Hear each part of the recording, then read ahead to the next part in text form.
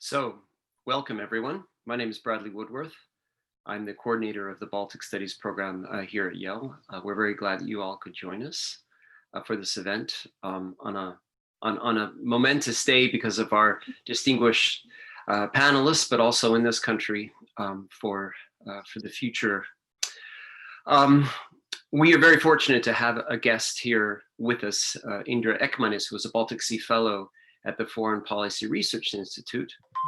She's going to speak to us today on the topic, Sound of the Nation, Russian Speaker Integration in Latvia. After her comments, we will hear from one of our Baltic Studies Fellows for this year, the Fall 2020 Juris Padegs Fellow, Solvita Denisa-Liepniece. And then we'll have some Q&A. I'm going to give longer introductions to both of them, but just to let you know what's going to happen here. And then if I forget to say a little bit later, just remember, please, when you have questions for Dr. Ekmanis, then please put them in the Q&A function here in Zoom. All right. So Dr. Ekmanis is a Baltic Sea Fellow at the Foreign Policy Research Institute and editor of the Institute's Baltic Bulletin. She was previously an editor for Public Radio International's program, The World, through the ACLS Mellon Public Fellows Postdoctoral Program, where she worked on worldwide migration and Central and East European issues, as well as domestic politics. Prior to that, Dr. Ekmanis completed a fellowship at the Wilson Center's Kennan Institute. She was named an emerging scholar by the Association for the Advancement of Baltic Studies, and then was the recipient of a Fulbright Award. Her PhD degree is in international studies from the University of Washington.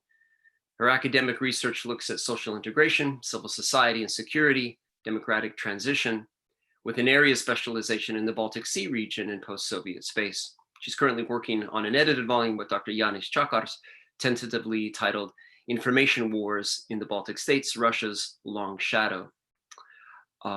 So let's go forward with Dr. Ekmanis and Solvita. Maybe I'll give your introduction after Indra's comments. So Dr. Ekmanis, please. Great, thank you so much, Bradley, for that introduction. Thank you to Solvita, to Yale and the Macmillan Center for this opportunity to share some of my research with you today. I think that we can all perhaps agree that, as Bradley mentioned, that this presentation comes at a particularly unique moment in history, especially the history of American democracy, and in a moment where we are wrestling with kind of these renewed concepts of nationalism and identity politics.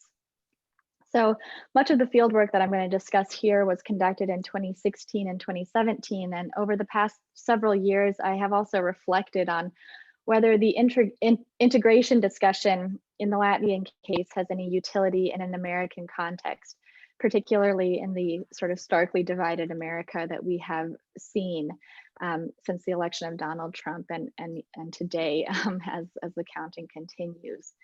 So while I have yet to do any sort of significant analytical research mapping these concepts onto the American scene, I think that one takeaway that I continue to see and that I have seen since doing this research is that integration problems, which are often highlighted in the Baltic countries, especially by Western democracies, are not the sole problem of Eastern Europe, right, or the relics of a post-Soviet system, but are actually far more germane than perhaps older democracies might like themselves to recognize. And indeed, it might be the case that Latvia has some takeaway lessons that may prove relevant to our current political context in the United States. But today, I'd like to speak on the topic of civic and cultural integration and the case of Russian speakers in Latvia. That is, individuals who speak Russian as their first or primary language, who make up about a quarter of the population. Integration in the Baltic context has often seen a lot of academic attention, particularly in the early post-Soviet days, where researchers have considered and reconsidered and analyzed the complicated factors that impact integration in society. Certainly in the Latvian case, this has been compounded by pressures of citizenship and education, as well as lasting historical and political scars. But in many conventional analyses, Latvia is characterized as a sort of divided society, wherein ethnic, linguistic, and cultural cleavages separate ethnic Latvians from the proportionally large population of Russian speakers who are left behind, or were left behind when the Soviet Union collapsed. Moments of conflict are often indicators of a lack of integration, right? Ones that we can spot and cite, for example, the celebration of the Victory Day in Riga, which is mostly a Russian speaker event. And these kind of instances of conflict or lack of integration make it possible to count the kind of perceived failures. So in the 30 years that has followed the renewed declaration of independence, the question of sort of what to do with this post-Soviet Russian-speaking population has been persistent and full of pitfalls and errors. And top-down integration attempts, whether well-intentioned or sometimes not, have often been met with a dual narrative of exclusion or assimilation, right? That Russian speakers exist either on the periphery and are excluded from the nation, or that Russian speakers are forced to assimilate the Latvian nation. Social integration, of course, should be neither exclusionary nor assimilationist, as it is defined by the United Nations. It is the capacity of people to live together with full respect for the dignity of each individual, the common good, pluralism and diversity, nonviolence and solidarity, as well as their ability to participate in social, cultural, economic, and political life, which perhaps are some interesting words to hear in the American context today.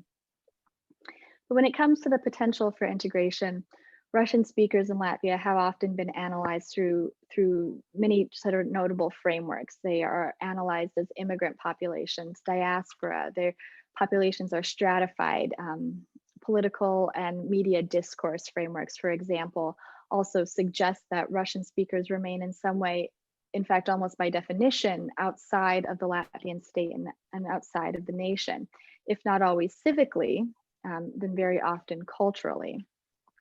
But this research that I would like to talk about more today argues that the frameworks and the indicators that are traditionally used to measure integration do not sufficiently consider its nuance in everyday experience, and therefore overlook much of the integration that is occurring on the ground. I would argue that integration is quotidian, it is constantly occurring. It cannot be separated from the realities of daily life. And also that individuals do not constantly think about themselves as ethnically bounded, right? Politicians and events might make ethnic groups salient, but that salience does not necessarily force ethnic division at an everyday level. Rather, I would argue that banality, or the sort of lived experiences that fade into the hum of everyday life, are also an indicator of significant interpersonal and socio-national integration that has the ability to incorporate minorities not only as civic members of the nation, but also as active cultural members of the nation. And of course, with this concept, I'm referencing Michael Billig's Banal nationalism, which again is kind of takes on an interesting pallor today, which is the idea that everyday representations of the nation go unnoticed, but often go unnoticed, but build a shared sense of national belonging. For example, in the flags that fly above schools and government buildings. Banal integration then is how individuals fulfill the qualities of an integrated society, not by marking these sort of integration events, but by actually noting their absence. For example, the difference between hosting a discussion on the state of Russian and Latvian speaker relations, which would be a sort of integrated event, and then frequenting the same cafe with your Russian and Latvian speaking colleagues after such an event. The second is sort of an unnoticed but still significant example of the peaceful coexistence and social interaction that describes progress toward integration in daily life. You can also see it, for example, here in these sort of street scenes where Russian folklore is celebrated on a street, and then in this Latvian language placard where a Russian named woman is, you know, kind of part of a milieu of people, one of the millions of us. So the conceptual structure of Banal integration is sort of based on two groups. There's interpersonal Banal integration, which focuses on the interactions between individuals, and then socio-national Banal integration, which focuses on those interactions between individuals and the state and society. And like Billig's critique of the way in which the West has perhaps previously distanced itself from the extremist tones of nationalism, but itself has inhabited those ideological habits in its everyday life, integration, I would say, is often mentioned when there are problems, but it becomes invisible when it is indeed part of the everyday. So instead of looking for the flags that show integration's failure, the conflict points, the policy disagreements, the demonstrations, I argue that there's also a need to acknowledge that integration when it goes unnoticed, which of course is the goal of integration itself. So the research is intended in some ways to challenge some of the conventional approaches in the study of minority integration by looking at the banal and in some cases almost boring manifestations of social integration in daily and national life.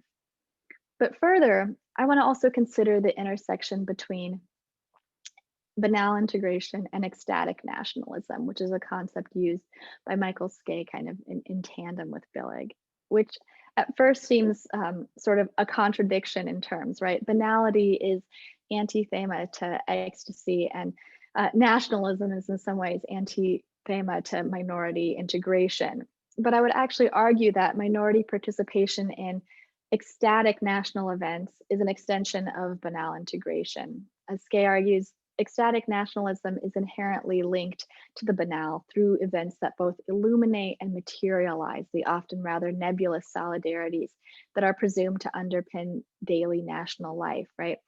Ecstatic national events, be they Independence Day celebrations or national folk festivals, which I will speak about later, capitalize on the national symbols that interrupt daily routines. Characteristics that might outwardly presume them to be exclusionary or even patronizing to minorities. But instead, I would argue minorities are able to participate in these sort of national displays of ecstatic nationalism, recognizing their participation as nothing more than out of the ordinary in the context of their daily life. So if ecstatic national events provide this sort of firsthand evidence of a knowable, imagined community, I also would say that they provide a firsthand experience of being part of the nation, which is a fundamental part of integration.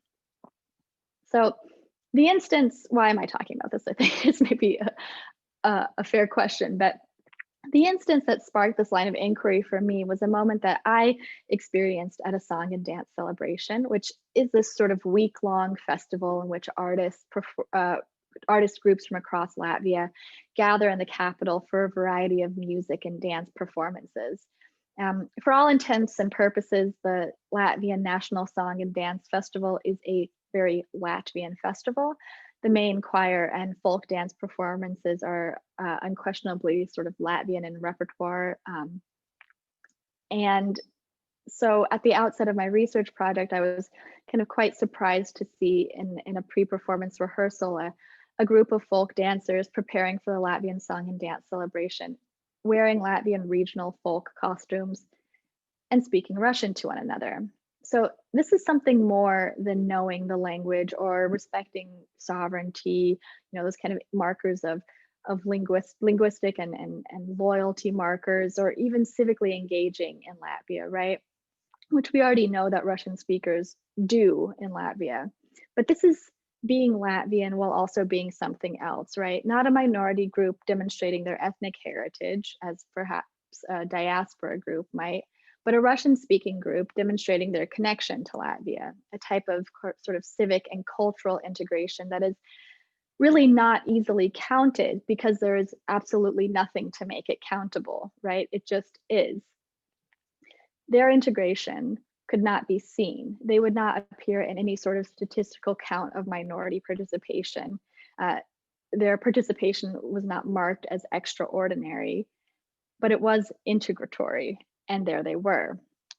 So the point of my research, which kind of more broadly and more holistically looks at banal integration beyond the Song Festival, is not intended as an argument that discounts the problems of integration in Latvia's case, right?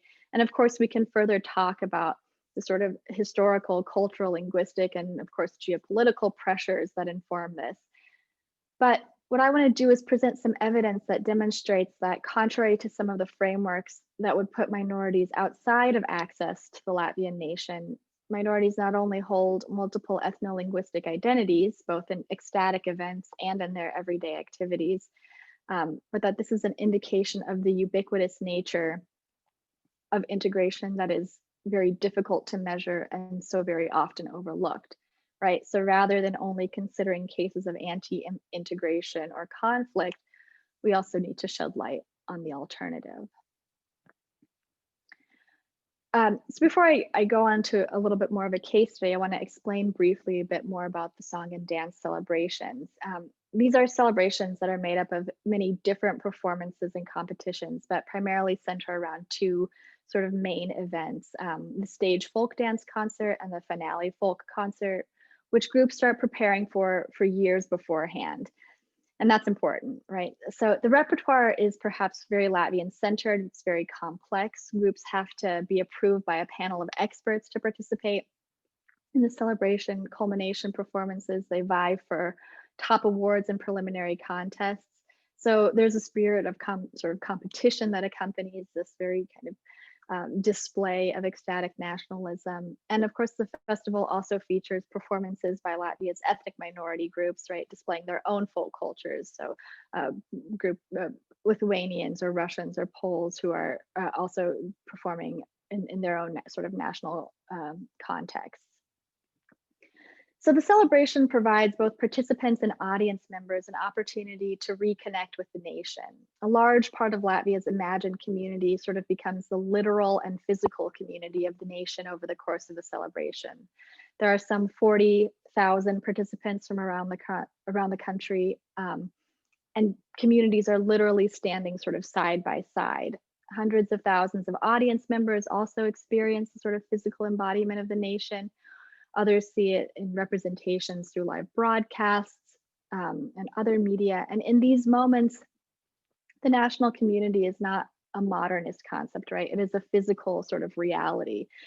It engages hundreds of thousands of individuals, and that's particularly significant for a population of less than 2 million, right? Participants alone make up some 2% of the Latvian population, and when we look at audience members, that reaches around 20% or so. So if this event is sort of ecstatic, if it pulls people outside of their routine and into a highly organized state-sponsored event, how can it also be part of Banal integration? Well, it is because it is the elements of the festival and celebration are kind of woven into key elements of Latvian daily life. Sometimes I like to say that it is akin to some sort of sports teams, for example, in the United States, where artist groups, folk dance groups, choirs are participating in kind of like a very banal hum. They're part of every parish, every municipality. People are giving up significant amounts of their time, not only to participate in the festival, but also to participate in group rehearsals for years between the festivals. They're contributing their significant financial resources to fund their costumes or outfits, for transportation, for directors' salaries. They're giving up their weekends to perform, and they're often spending their free time with the friends that they meet in these groups. Right, so this is kind of further solidifying the banality of their participation, and as well as the bonding and bridging social capital that this sort of associational life offers. So the question then is, how and where are Russian speakers sort of engaging with the national cultural landscape and with the song and dance celebration, and also why? So I'd like to turn to a case study of school youth involvement in and preparations for the Latvian song and dance celebration, which relies on some data from mixed methods perspectives, and where I focused on 3 areas in the country with considerable Russian speaker presence. So in Riga, which is the capital, but specifically in micro regions where there's which are very Russian speaking. In Daugavpils, which is kind of nicknamed the Russian city in Latvia, which is in eastern Latvia, and where about 80% of the population speaks Russian as their first language, and probably 99% of the population speaks Russian in their daily life. And Daugavpils municipality, which is the rural area surrounding the city, which is slightly more heterogeneous in terms of language. The research sort of includes a survey I conducted in Daugavpils city and municipality, extensive participant observation, focus groups, interviews, extant data, and looks at the idea of minority participation in the celebration and how these young Russian speakers are interpreting their connection to this festival and to these daily associational life activities with their sort of identity. You can also just see a little bit of the areas where I focused. And what my research indicated is that young people and young Russian speakers are participating in these artist collectives and the song and dance celebration, right? This group that I overheard at one rehearsal is not a particular outlier, right? In Daugavpils and the surrounding area, they are, of course, participating at a slightly less enthusiastic rate, perhaps, than ethnic Latvians, which would be expected, but they are still participating at quite a similar rate, especially when we look at young people who are participating through like schools. They participate both as Latvian artists in these sort of Latvian artistic groups and as minority artists, for example, as a Polish artistic group. But very often they are participating in a full Latvian repertoire. So they are wearing the full Latvian folk costumes, singing the full Latvian choir songs, doing Latvian folk dances. And this is not particularly astounding for many people. For example, the director of a dual stream school, which is a school that teaches in both Latvian and Russian streams, made this comment. So a neighboring parish that is served by the school is almost 100% Russian speaking. They have never had a Latvian school, only a Russian school, at least during the Soviet period. Then a few years ago, a folk dance collective was established, a Latvian folk dance collective, not Russian. And they competed, and for the first time, their parish participated in the song and dance celebration.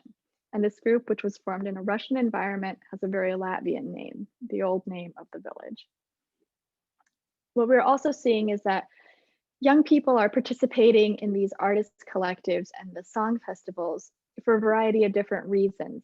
They are there to form friendships. They are there to fulfill family commitments. They're there to uphold local traditions.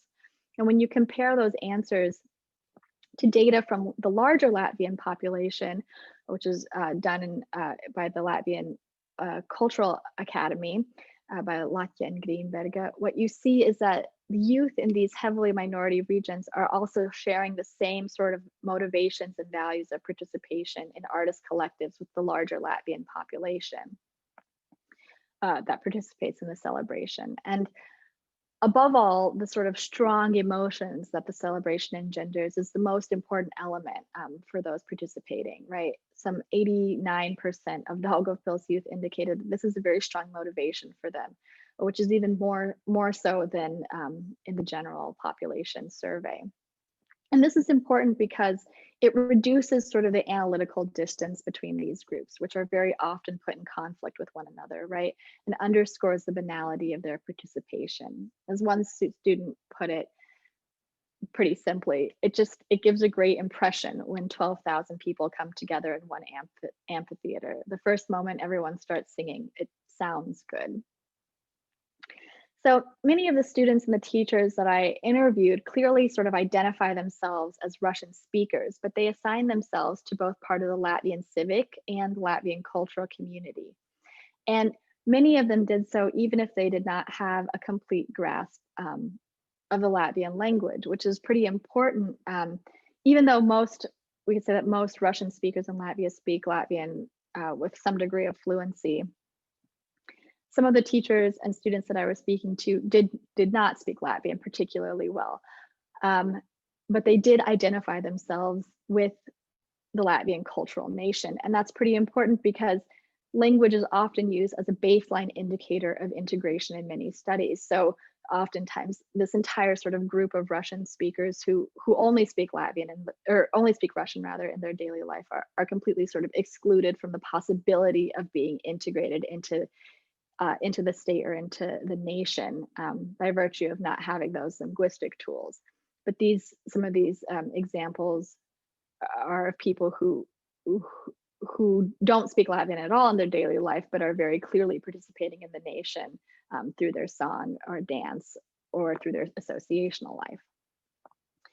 So the Song and Dance Festival sort of gives them an opportunity to manifest their Latvian cultural identity. It provides them an opportunity to be part of the nation, even if they don't have that linguistic access. As one choir director put it, when we were singing in the in the festival finale concert, there was a girl from another city. This was the first time I had seen her, and we looked into each other's eyes and we started to cry. I didn't know her name or what choir she came from, but it was like one nation in that atmosphere. Of course, this is not an uncontested sentiment, right? So some respondents note both their distance from real Latvians and their link to the state, articulating a sort of process of integration in their daily lives. I would say that defining a real Latvian is quite difficult, both analytically and for citizens themselves. But this is not necessarily a denial of identity that is connected to Latvia. And in my observations in both Riga and Daugavpils, one thing that also very much struck me was that ethnicity was not a taboo topic to speak about. In the context of this research, people spoke very openly about their ethnic and civic backgrounds, and without the sort of social stigma one might expect, especially given the sort of discourse on integration that exists. Many identify both as minorities, as Russian speakers, and as part of the state, as Latvian citizens. They negotiate their positions in the Latvian cultural scene through comparison with their Latvian titulars. In some cases, they frame themselves as also similar to their counterparts. So like, we are not different as a Russian school, one choir director told me. We're all doing the same, when we're all doing the same thing, you can't feel a big difference, a student said. On the other hand, you of course know that we are a minority choir, and that means that the feelings might differ from those of real Latvians. One director of a school said, we are Latvian citizens simply. Well, not simply, but we are. And the question of why shouldn't we be part of a main choir event? We can and we do. So there's a lot of sort of identity negotiation that is going on here. And many minority schools, especially in Daugavpils, also have interpreted their participation in the song and dance celebration as a way to kind of foment that connection, right? But it doesn't necessarily detract from their expressions or their appreciation of their own ethnic heritage. And the case of the Polish students in Daugavpils, I would say, is particularly interesting. So they see themselves through the lens of kind of three ethnic contexts. They're Polish Latvians who live in a Russian-speaking city. Russian is their colloquial language, their education is in Polish and in Latvian. And so they're constantly negotiating with these sort of ethno-linguistic complexities that are just kind of part and parcel of their daily life. Depends on if they're speaking to their teacher, their parent, their grandparent, or their friends, but it doesn't matter so much to them. And as their dance director says, I tell my students we have two homelands, Poland and Latvia. Poland is our fatherland, she tells me in Russian. Latvia is our homeland. We are Latvian ambassadors in Poland and Polish ambassadors in Latvia. So engaging with all of these sort of ethno-linguistic contexts is very simply a part of their daily existence, right? It's not a taboo subject in these school contexts. Ethno-linguistic background is both known and embraced, right? There is no sort of you're a Latvian, you're a Russian, and so we don't come together. That is not what's happening in these schools.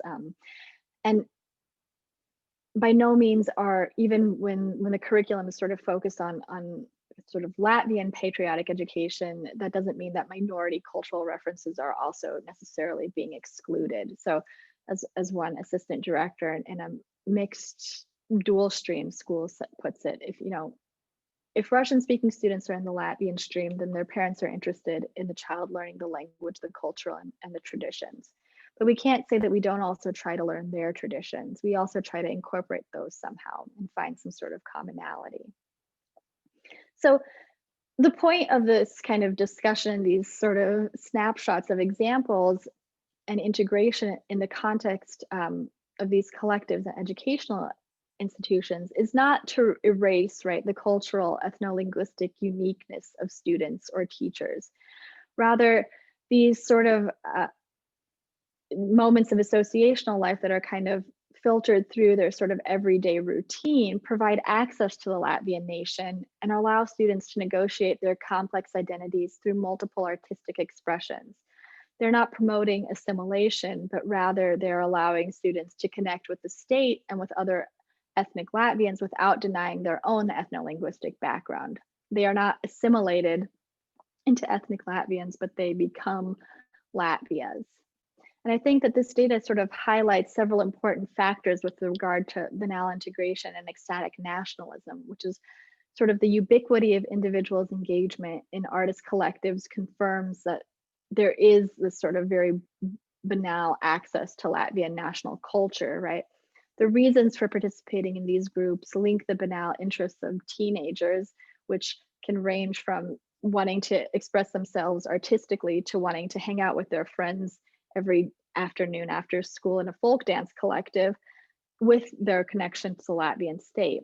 And the excitement for and the engagement with the song and dance celebration indicate that participants, Russian-speaking participants, are active and in some way they are part of the display of ecstatic nationalism that occurs through these festivals, even if they are sometimes difficult to count because they are not participating necessarily as minorities. And before this sort of gets too rosy, I want to emphasize that certainly not everyone participates or watches these festivals. Some people, probably many people actually, have no interest in the celebration or in amateur artist collectives and don't really want to spend their Friday nights singing folklore songs with their community members. And I don't want to say that all Latvians and all minorities are certainly avid participants in cultural festivals, but the point that I'd like to underscore is that both Latvian and Russian speakers alike are able to engage the celebration, to have those access points and see its manifestations in daily life, which is part of the Banal integration that is sort of overlooked in many cases. So these choral and folk dance groups, regardless of their dominant ethnic group or their students, are a distinct part of the Latvian national cultural scene. They foster that civic associational life, the interpersonal connection among their members, which contributes to a bonding social capital. Similarly, they provide an important link to the state and to other collective groups, which is that bridging social capital. That serves to sort of strengthen their individual belonging, their interpersonal integration, as well as their socio-national integration. Students and pedagogues who kind of participated in the study do not shun their connection to the Latvian state or to Latvian culture or to the broader Latvian nation, right? They're acknowledging and embodying multiple cultural, ethnic, and linguistic identities. Many are Russian speakers, but they are far from an estranged fifth column or an estranged diaspora, even if they don't speak Latvian in their daily life. And again, which is again a baseline sort of for most integration studies. And many are those who recognize their home country as Latvia, even if their home language is something very different. Of course, educators in all three of these settings are also very candid that there are individuals or families that live in sort of a different Russian media space or have negative attitudes towards the Latvian state, but they do not necessarily see these individuals as a significant threat, right? It's like a tar and honey. You will really feel the one drop, but they don't constitute a risk to us or to the Latvian state or to anything, says one teacher in a rural school. And I think that this sort of tar and honey analogy is rather apt to describe the way in which integration enters into the discourse in Latvia, right? It speaks to the tendency to over-amplify voices promoting ethnic discord while also overlooking significant and important minority involvement and attachment to the Latvian state that happens kind of unnoticed and at the very sort of basic functions of their lives. And these examples of minority participation in the song and dance celebration are not intended to erase or to obfuscate the challenges that exist within minority integration in Latvia, and certainly they are many. Those challenges remain prevalent, especially in ethnically isolated regions or micro-regions. They remain politically, but so even in these sort of environments where there's little inter-ethnic contact, there is not an insurmountable physical or cultural barrier that prevents minorities from sort of forming, participating, and connecting with Latvian cultural activities as well. Participation doesn't necessarily need to be widespread, but it is possible, right? And that's kind of the underscore, that regardless of ethno-linguistic heritage, it is possible even in the most remote region. Also significant is the banality of that participation, which becomes routine and part of daily life for singers and dancers, as well as their parents and their classmates who are shuttling them to the same sort of performances, who are talking with other parents, who are connecting, you know, sisters and brothers and siblings are playing while their siblings are performing or practicing. So there are all of these little micro interactions that are happening and just become part of the banality of their daily life. And that, I think, in and of itself is sort of a critical point in the discussion of minority cultural integration in Latvia, which so often highlights the sort of stark differences, right? So again, this data should not be misinterpreted to whitewash the challenges of integration that remain, but neither should existing participation be overshadowed. So at the outset of this discussion, I sort of described my surprise at hearing a Latvian dance group speaking Russian at a song and dance celebration. My interactions with the students and teachers who are active participants sort of reframe that surprise as something very banal and boring in some sense, right? It is not surprising that individuals see themselves as part of the country in which they have spent their lives. It is not surprising that they want to dance or sing or be part of some sort of cultural or artistic expression that is bigger than themselves. It is not surprising that they have access to many identities, many cultures, and many languages, right? That is their daily reality. To me, as a researcher, it is perhaps exciting, but to them, it is very banal.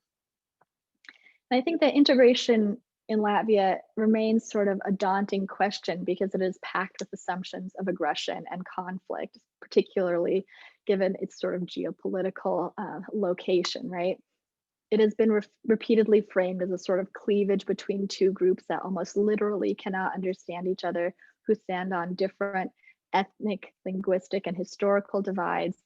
And certainly these divides do exist, but they often only become borders when they are provoked. And in daily life, these sort of cleavages are very porous boundaries that are crossed in those boring and unnoticed ways every single day. That is also banal integration, right? The integration that fades into the drone of everyday life that is not noticed because it is not noticeable. So I would contend that integration does not always happen. It very simply often is. Indeed, being part of an active part of the nation is not always a declarative statement, right? It can also just be an intrinsic part of their daily life.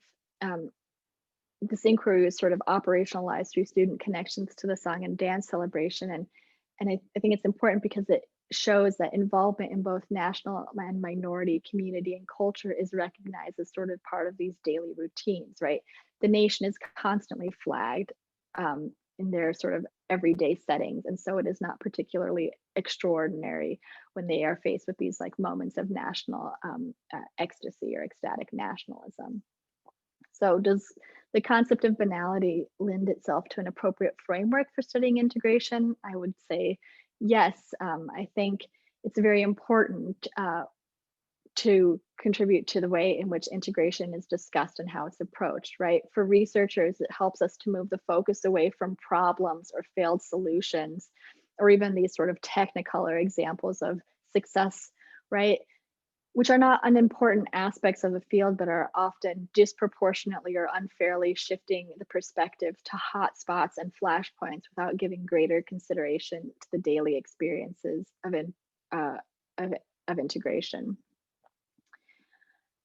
many Russian speakers and ethnic Latvians have no problem speaking Latvian, dancing Latvian, singing Latvian together or indeed apart. And often they do not even recognize these communal national activities as something bizarre, right? So that helps us to move the integration rhetoric away from problems facing two distinct groups and toward considering a platform for interaction. Providing access to these sort of platforms, whether it's in a Riga cafe where you're sitting down with your classmate or colleague, or a Daugavpils choir rehearsal where you're learning a particular repertoire, both are just sort of as important to the discussion of integration as is providing these sort of civic or educational passes, access to citizenship or language learning, for example. And I would say that Latvia is actually well on its way to sort of solidifying these civic, cultural, and community access points. And that is particularly true for the newest generation of Latvians. So more broadly, the concept of studying integration in its sort of banal form speaks to the empirical problems beyond the sort of post-Soviet populations, right? Ultimately, integration questions are questions of opposing forces and the way in which opposing forces merge. They're particularly relevant in national contexts, and I think today particularly. As much as globalization has taken hold, nationalism has become and shown itself as a sort of ever more relevant and revanchist factor to consider. It has taken its toll within established societies, pitting those with increasingly disparate worldviews or class structures against each other. And in fact, on Tuesday night, I was commentating on the election for Latvia's TV3, where they asked me about how personal relationships have been affected by politics. And I had to give them quite an honest answer that in my estimation, almost the political divide that we are seeing in the United States today has been far more salient in determining friendships and family relationships than what I have researched in my what I have seen in my research of the ethnic divide or ethno-linguistic divide in Latvia. And so I think sometimes we might have to reframe sort of our question, right? To what extent do societies need integration or top-down integration? And to what extent are they already integrated? Are we seeing high-level conflict discourse indicate the same sort of level of conflict on the ground? And what is happening in the spaces between that conflict? I think that perhaps the case of Latvia and its sort of post-Soviet experience can also offer insights into these new global challenges. And of course, the intent here is not to answer those questions, but perhaps help us to think a little bit more deeply about them. So thank you for your attention. So Indra, that was really terrific. And I have lots of questions that I would like to ask. I will hold off on those because we have an expert with us, Dr. Solvita Denisa-Liepniece, and she is the fall 2020 Juris Padegs Visiting Fellow at Yale University. She's an assistant professor at VIII University of Applied Sciences in Valmiera, Latvia, and also advises the Baltic Center for Media Excellence in Riga on media literacy and disinformation resilience. Here at Yale, she is studying the reconstruction of memory of Latvia and the Baltic states in Russia's state-sponsored education discourse. Dr. Denisa-Liepniece has also had a career prior to becoming an academic, a career as a professional journalist, and worked for public broadcasting of Latvia in the fields of both television and radio for more than 15 years. Dr. Denisa, please. Thank you. Thank you for inviting me to comment, and it's a real honor and privilege to get into the discussion after such a terrific presentation made by Dr. Ekmanis. And many thanks for Padegs family for making my fellowship possible. I've spent a lot of time thinking and working with issues addressed in your PhD, but going deeper into slightly mentioned tar in honey. So I'm studying interferences of foreign actor, and I do it mainly on applied level. I would like to start my highest appreciation of the work you, Dr. Ekmanis, have done, and the novelty and approach you are developing is highly needed, not only on academic level, to describe the process, to understand it, to clarify, but on the level of increasing quotidian resilience. You perfectly demonstrated the necessity of complex study in processes in societies, including the importance of integration in everyday life. And you are saying that demonstrating banal integration is analytically difficult. I would like to invite you to make it even more complicated by including deeper focus on interference on everyday level or banal level. What you are suggesting with the case study is a zooming in exercise with micro-targeting. And your methodology is a fox, not a hedgehog approach, by quoting Isaiah Berlin. And taking into account needs of my non-academic clients interested in informational activities and operation of one particular foreign actor, Kremlin, in the Baltic states, I would argue that there is a missing element that makes this complex issue even more complicated. So what I invite you to look at kin state, as well as additionally possible other foreign and international organizations as acting and interfering on this level of banal integration. So you are mentioning them on theoretical level, and this is absolutely brilliant. On theoretical level, you're referring to Brubaker and his triadic nexus. And I think that there is still a space to think of activities of other actors, both vertically and horizontally. So theoretically, we can refer to quadratic nexus with additional international actors. And as it is presented, for example, in Dr. Janice Schultz, her focus on Europeanization on EU institutions. But Dr. Schultz was mainly focusing on parliamentarian debate, and you, Dr. Ekmanis, you are quite critical towards being focused only on parliamentarian debate or only on media debate or discourse. So, so far, kin state activities and activities of international actors are somehow perceived on the level of state-to-state communication. What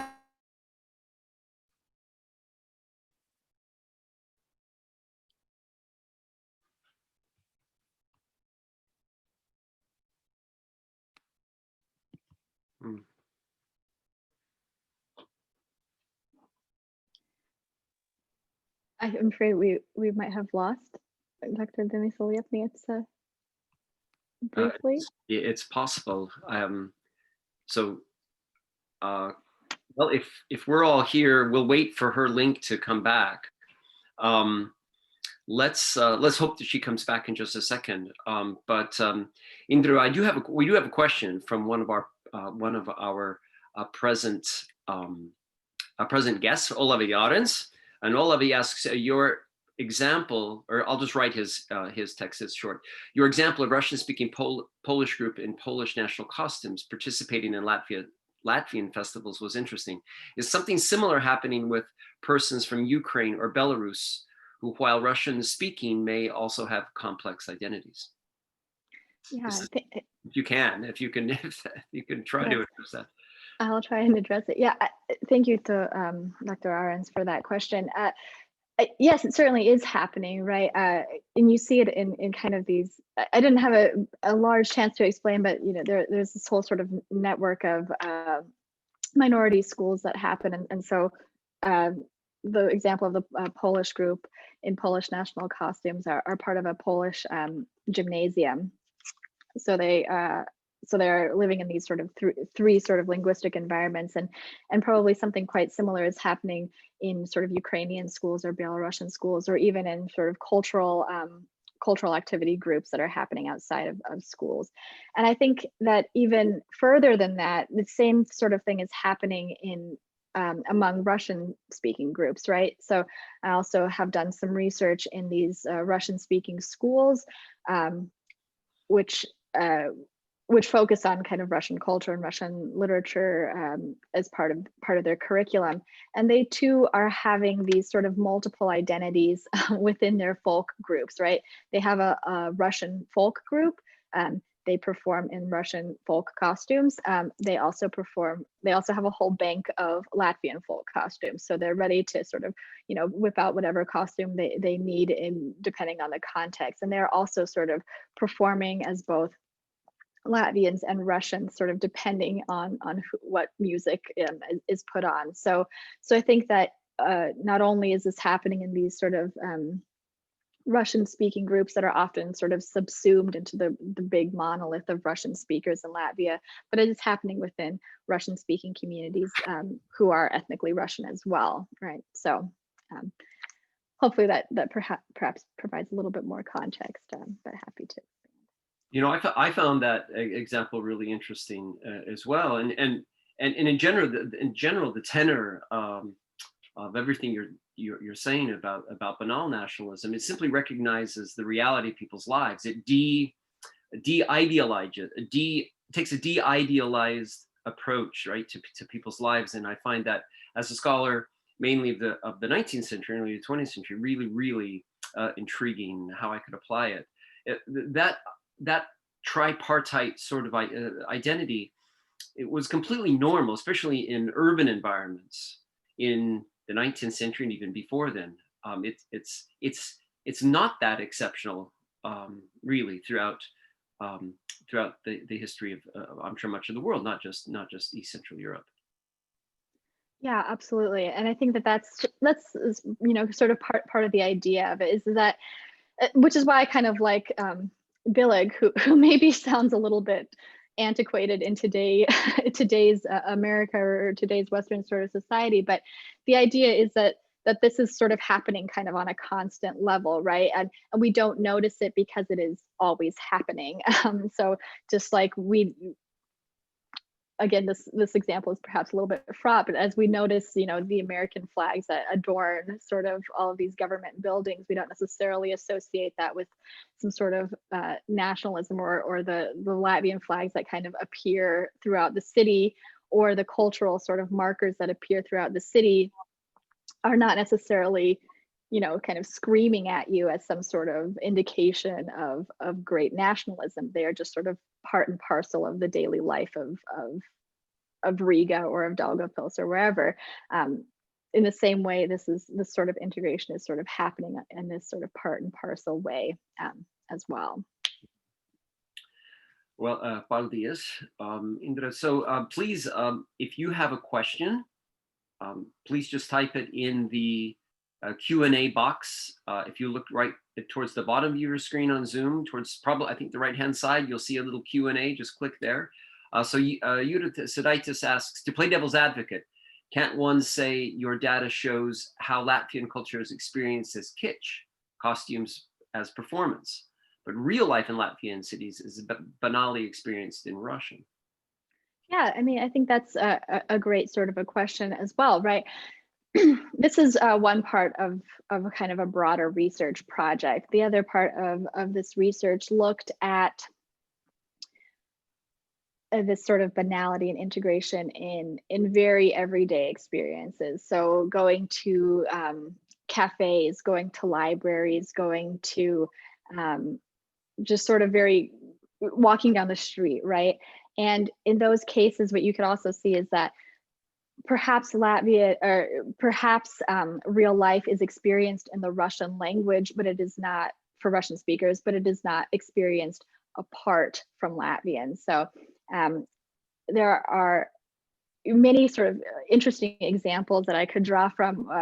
For example, I have this experience of sitting in a public library where there are two people having a conversation, both older, which would kind of indicate that their conversation would happen in Russian. One person came in speaking in Russian to the librarian. The librarian answered in Latvian. He answered in Russian. She answered in Latvian. He answered in Latvian. She answered in Russian.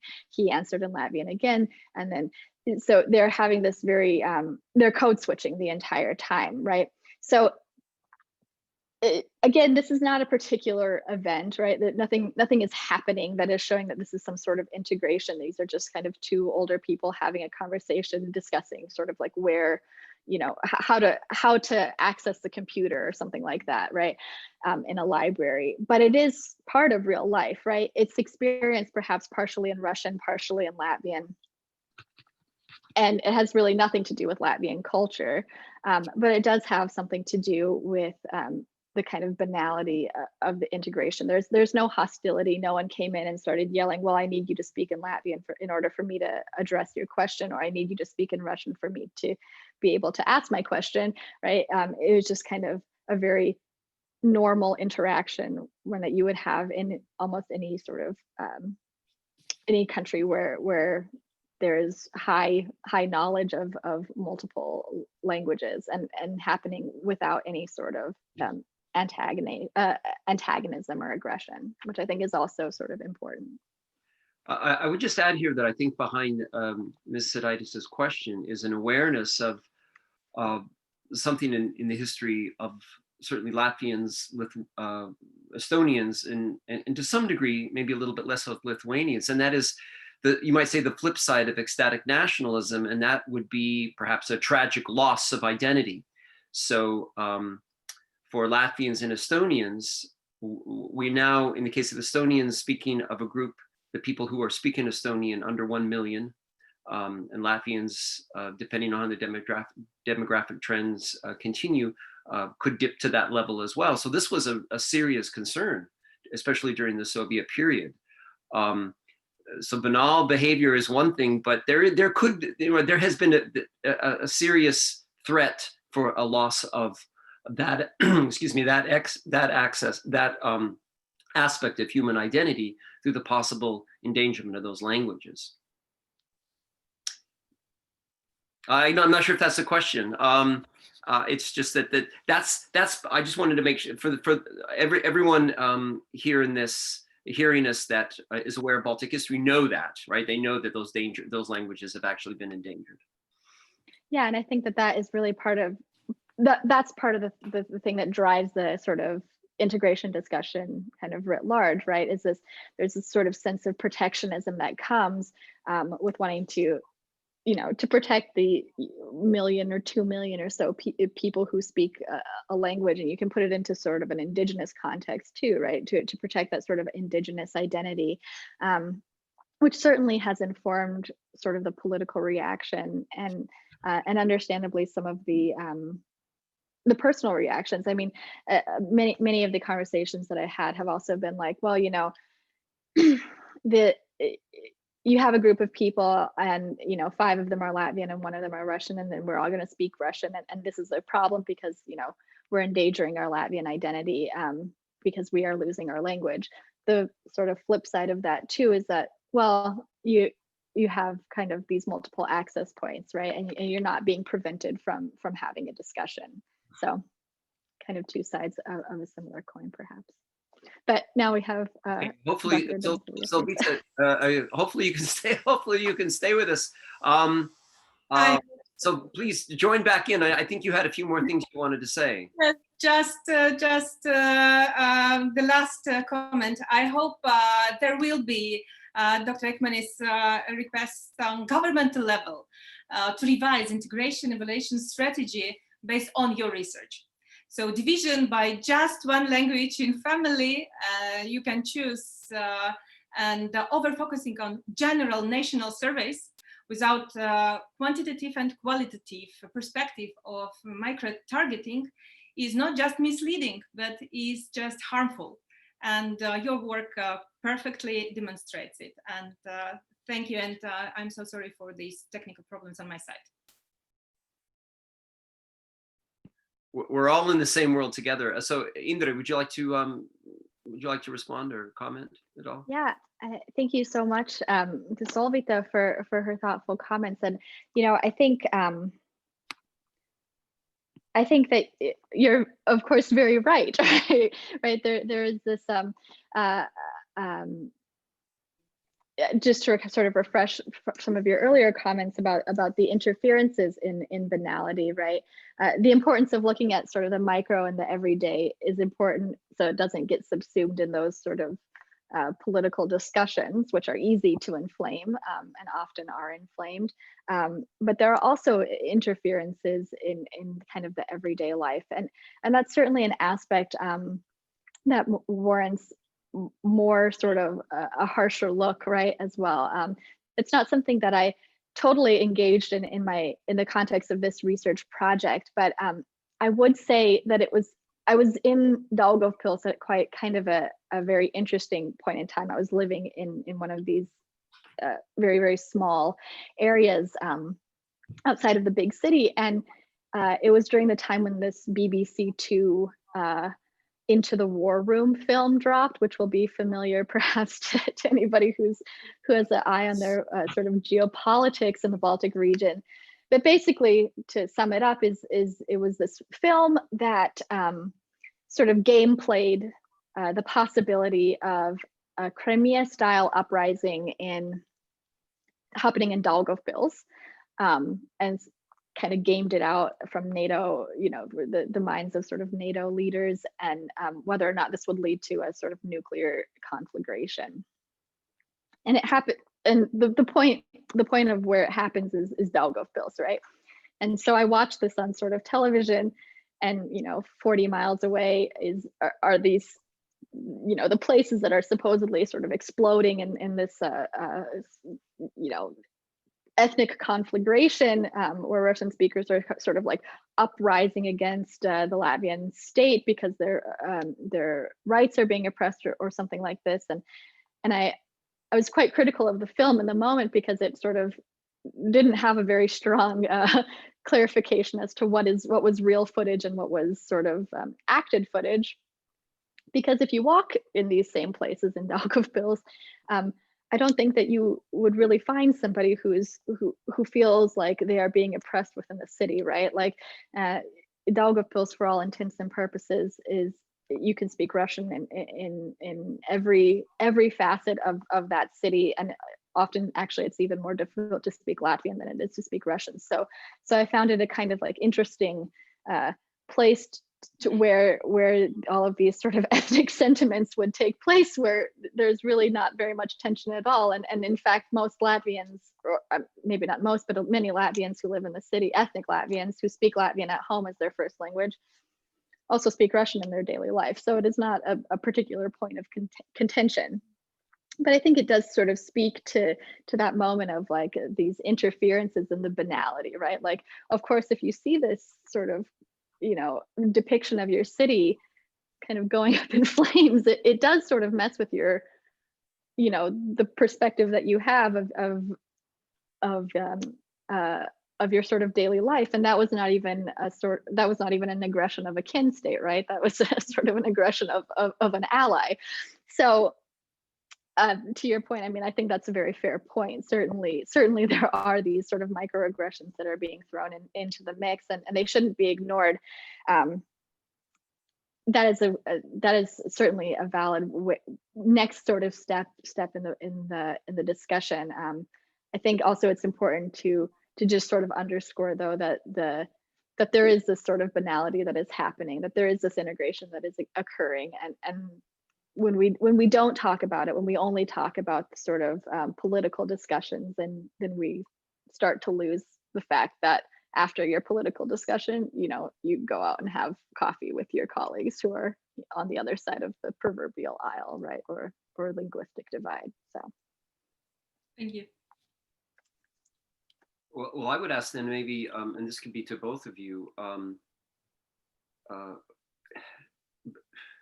All three of these countries, all three Baltic countries, want to protect the outflow of people from them, and keep the size of the populations from shrinking to a point that there could be serious social problems or economic problems. Could you foresee a way of the Latvian state implementing policy in any way that would take account for this? So I think the percentage of the population in Latvia that are Latvians is holding steady. The numbers of Latvians is largely steady. The people that have been leaving the country are Russophones. And while that might make some Latvians happy, an overall population loss going forward into this century would be a serious problem. Might there be some state policies that would find ways of fostering and praising these kinds of more nuanced integration that you're talking about? State policies. Sure. I can take a first sort of stab at that, and then maybe Solvita, you'd like to follow up. But I think actually it is happening in some ways in the reverse, which is to say that the state very actively sort of targets its re-immigrant population. So the kind of portion of the population that has already left and is now sort of thinking about coming back. Maybe their kids don't, mostly ethnic Latvians, right? Maybe their kids don't speak Latvian, but they're trying to really struggle to find, how do you take a fourth grader and put him in a school when there are very little resources for that child to learn Latvian, because he doesn't necessarily speak Latvian in the home. And so what you're getting, I think, is maybe almost in spite of itself, some sort of targeted universalist solutions, right? Like taking this one population, which is ethnic Latvians who have left and that now are being encouraged to re-immigrate to the country, providing them with solutions that help to, establish connection with the Latvian state, establish connection with the Latvian language, and then the kind of trickle-on effect or trickle-down effect is that it's also helping the sort of Russian-speaking population. A really very clear example of this is dual citizenship, the sort of whole citizenship discussion, where dual citizenship was offered as sort of a way to capture the Latvians who had left the state, but to maintain some sort of connection. And what it did is it also forced a lot of citizenship liberalization, especially for the non-citizen children who are born in Latvia. So I don't know if that answers your question, but perhaps in sort of a reverse sort of way, by targeting a different population, you're also helping to better integrate your own sort of ethnically diverse population. By the way, one of our previous Baltic Studies fellows, Eva Birka, studies these questions, people returning. So we have Olavi's asking another question. How much of this banality of integration do you see in sports? Perfect question. There is a banality of integration in sports, especially in basketball, especially in hockey. There is a banality of integration also on the level of these tiny activities for youngsters in small regional cities. And what we can see in parallel to make some proof to this quotidian interference is that those who are leading this organization, they are frequently engaged in some political organizations. So those who are leading these activities for youngsters connected to sport, competitions, and so on, they are somehow recruited by political organizations. And for example, you can find a lot of leadership from sport in the same party, Harmony, Saskaņa, Saglasya. And going back to your question, so I think that this is not only an issue of those who left Latvia. This is also an issue on those who are coming into Latvia. And I'm talking about new attempts of making Croatian diaspora for Ukrainians. And there will be some, in prospect, some attempts of those from Belarus to come to Latvia and maybe to stay in Latvia, at least for some period of time. Do we have any specific policy or attempts to create new laws or some other activities in this direction? Unfortunately, I do not see tendencies. during August, I interviewed almost 20 disinformation and integration connected experts, and they all are aware of these issues, but they were not able to point out even projects for so-called vulnerable audiences. And we can describe these audiences Dr. Ekmanis is talking about, these youth living, youngsters living in Daugavpils, as this vulnerable, potentially vulnerable audience. Unfortunately, there still is space to work on this direction.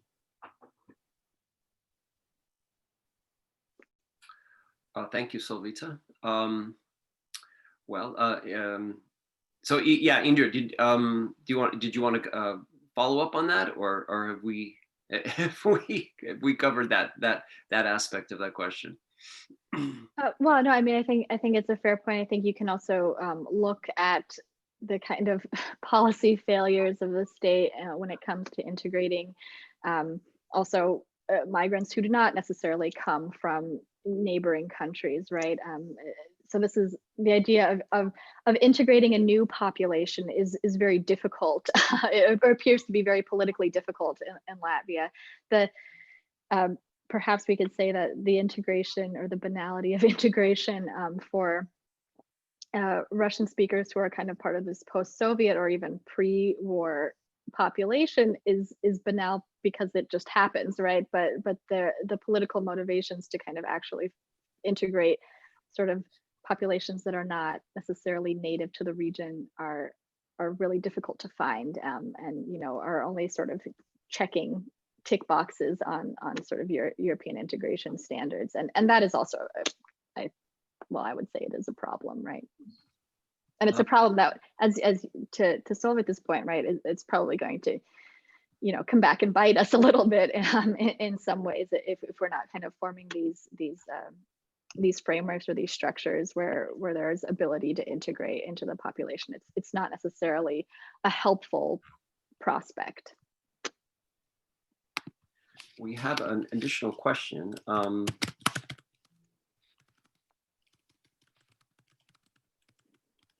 From Dr. Kegi, but I'm just trying to, let's see, let me, can I do that? Let's see, Dr. Kegi, give me just one moment.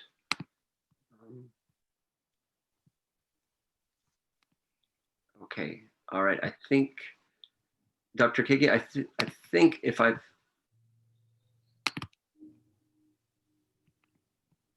let's see, Christina, could you help us turn on his audio? Yes, okay, Dr. Kegi, you have a question. You want to check if you have you might have your mute button on. You do.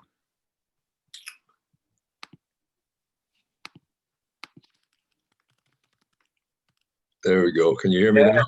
Excellent. Thank you for coming. Yeah, it's great listening to all this stuff, and thank you very much, ladies. It was very interesting.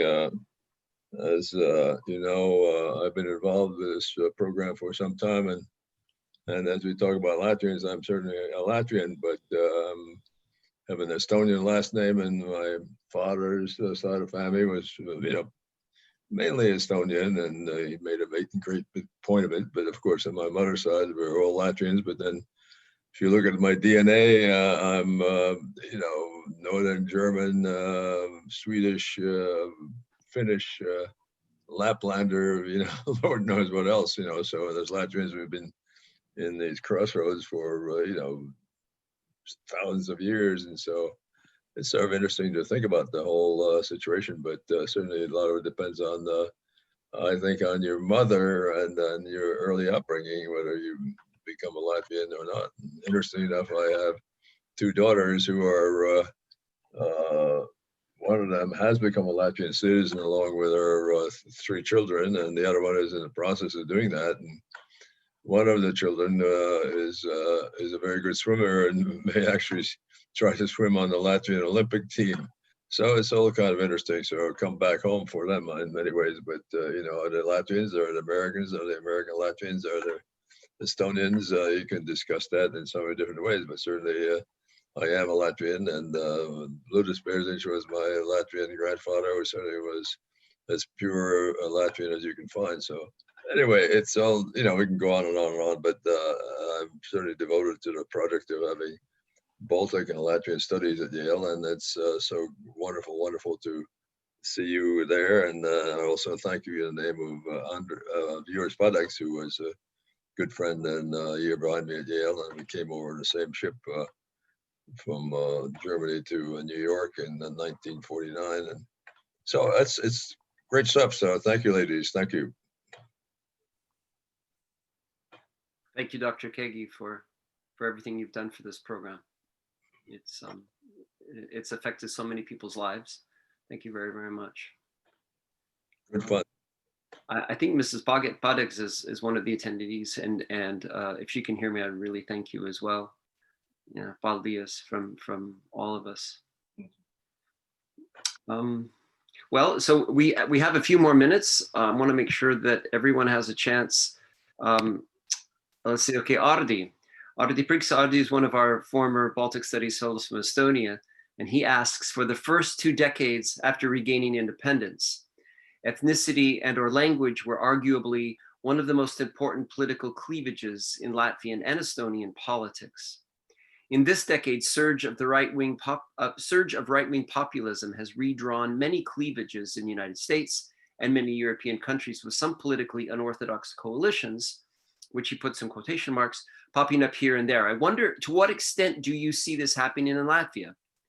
What is the impact of the surge of right-wing populism on both the politics and the integration of Russian-speaking ethnic minority in Latvia? To either of you, Indra or Solvita. Maybe I take a first stab, and Solvita can correct me where I fell. But I think this is an interesting, super interesting question, particularly in the moment. I don't know if anybody has checked the recent returns, but perhaps we will sort of see the effects in our own country. But certainly, yes, I mean, politics has been for a very long time divided along these ethnic cleavages, and as the question asks, you know, or points out, it has provided these very politically unorthodox coalitions where you have the liberals and the far right on kind of the same governing in the same coalition, which is you know, to an outside perspective, it looks quite crazy in some ways. What I think we are seeing, at least in Latvia, is kind of a move away in some ways from that. I think the recent Riga City Council elections are perhaps a little bit of an indication of the dampening effect of ethnic politics in the region, where there is no longer, maybe I'm speaking in too broad of a brushes, but where there's perhaps less of a pressure or need to as Bradley, you mentioned, to kind of put up the wall or the barrier around the language or the ethnic sort of group. That pressure doesn't feel perhaps so great as it did in the 1990s or even the early 2000s, or even right after the accession to the European Union. And now we're sort of starting to get into these political discussions that are more and more focused on ideology. So right in the Riga City Council elections, you know, there's no longer the Niels Ushakovs of Harmony sort of pushing forward this, you know, that sort of party dominance, which, by the way, also got a lot of votes from, you know, ethnic Latvians who were interested in sort of those populist policies. But what you're seeing is sort of this rise of liberals and progressives. And I think that that's important because it's also drawing a broader sort of coalition into the political debate. So maybe I'll put it there, but I think that one of my colleagues at FPRI, Una Bergman, also kind of talks about this in some of her recent work, where we're seeing perhaps the glimmers or the hopes of ethnic politics sort of starting to fade away in favor of actually politics driven by ideology and less by language grouping. You know, as you were both speaking, oh, I'm sorry, Solvita, do you want to respond to that first or next?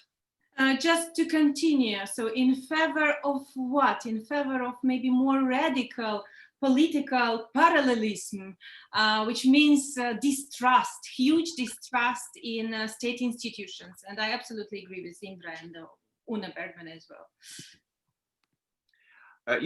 So Indra, as you were talking, and as we were all, I'm sure, in one track of our mind thinking about what's happening today in finding out election results, there's been a lot of discussion of with one particular minority in this country, Hispanics, who have been at least by many thought to vote one way.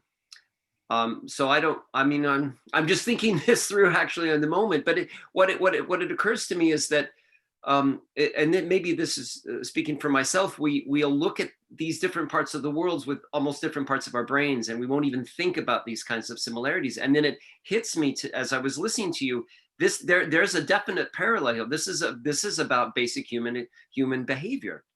Mm-hmm.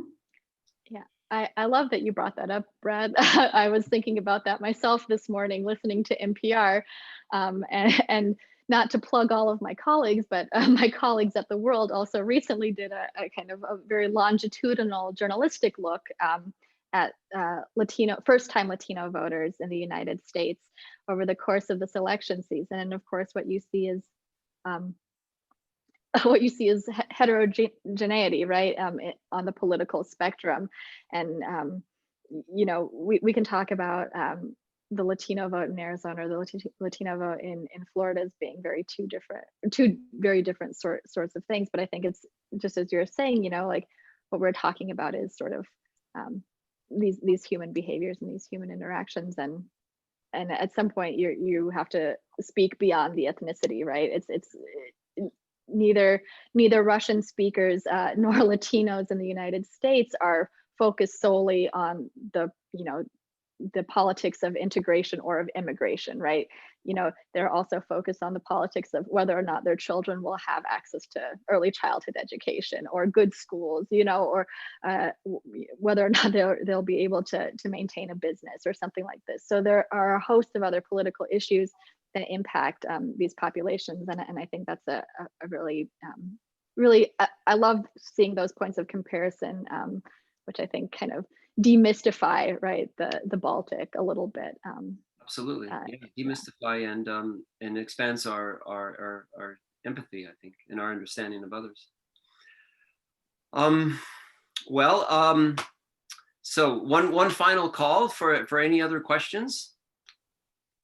I want to really thank Indra and Solvita for both coming today. I want to put that in quotation marks because we all, it's great that we can be together under these circumstances, but it's not a replacement of being together physically, which I hope we can do before too long. So any final words to either of you? Solvita? I really I will be very glad if our government-related institutions will read your PhD. Honestly. Thank you. That is very high praise to me coming from you, and I just want to thank Solvita, thank you, Brad, thank Christina also, and the Yale and Macmillan Center.